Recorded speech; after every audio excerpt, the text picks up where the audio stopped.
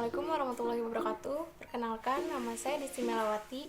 Saya akan menjelaskan tentang ekonomi terbuka dan ekonomi tertutup.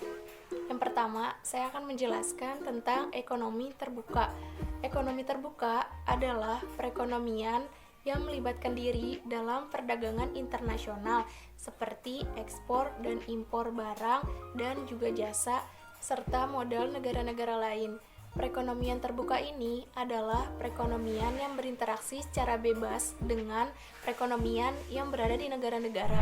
Jadi, pada perekonomian terbuka ini, seluruh dunia bisa melakukan hubungan baik secara ekonomi melalui bidang perdagangan internasional. Perekonomian terbuka atau disebut dengan 4 sektor, yaitu suatu sistem melakukan kegiatan ekspor atau impor dengan negara-negara yang ada di dunia. 4 sektor itu, yang pertama ada rumah, perusahaan, pemerintah, dan yang terakhir sektor luar negeri. Dalam perekonomian 4 sektor, kita dapat melihat 2 kelompok ekonomi. Yang pertama yaitu masyarakat luar negeri dan pelaku kegiatan ekonomi dalam negeri, yaitu terdiri atas yang pertama rumah tangga konsumsi, yang kedua perusahaan atau rumah tangga produksi, yang ketiga pemerintah. Mereka saling berinteraksi sehingga membentuk sistem pemutaran faktor produksi, barang dan jasa, serta uang antara masyarakat luar negeri dan pelaku ekonomi dalam negeri.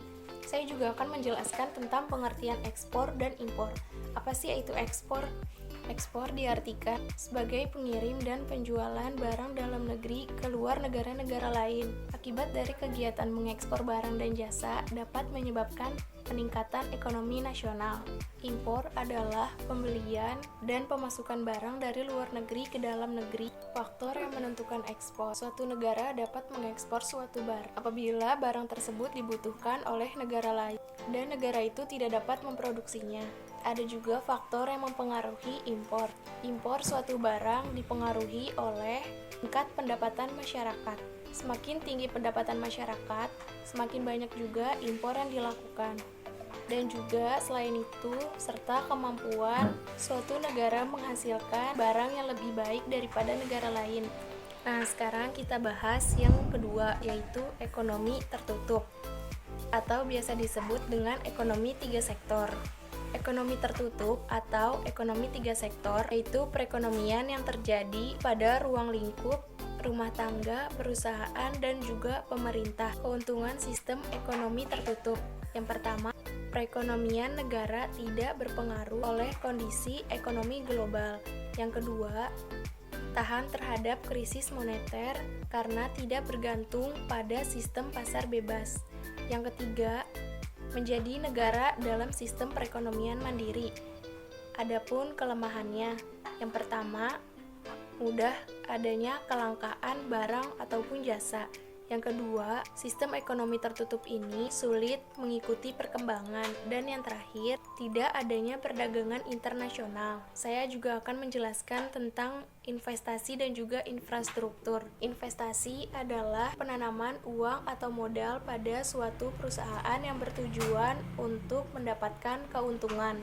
Adapun manfaat investasi untuk perekonomian, yang pertama, nilai aset dan kekayaan akan meningkat. Yang kedua, terhindar dari inflasi. Inflasi wajar terjadi pada setiap negara. Inflasi adalah proses meningkatnya harga secara terus-menerus yang disebabkan oleh beberapa faktor. Maka dari itu, investasi merupakan cara terbaik untuk terhindar dari inflasi. Secara umum, infrastruktur adalah semua struktur dan fasilitas dasar, baik fisik maupun sosial seperti bangunan, jalan, dan pasokan listrik diperlukan untuk operasional kegiatan masyarakat ataupun perusahaan. Manfaat infrastruktur bagi ekonomi, yang pertama, meningkatkan taraf hidup masyarakat luas. Yang kedua, mendorong distribusi aliran produksi barang dan jasa. Yang ketiga, mendukung kegiatan ekonomi, sosial budaya, kesatuan, dan persatuan. Mungkin itu saja yang dapat disampaikan. Semoga bisa bermanfaat bagi kita semua. Kurang lebihnya mohon maaf. Wassalamualaikum warahmatullahi wabarakatuh.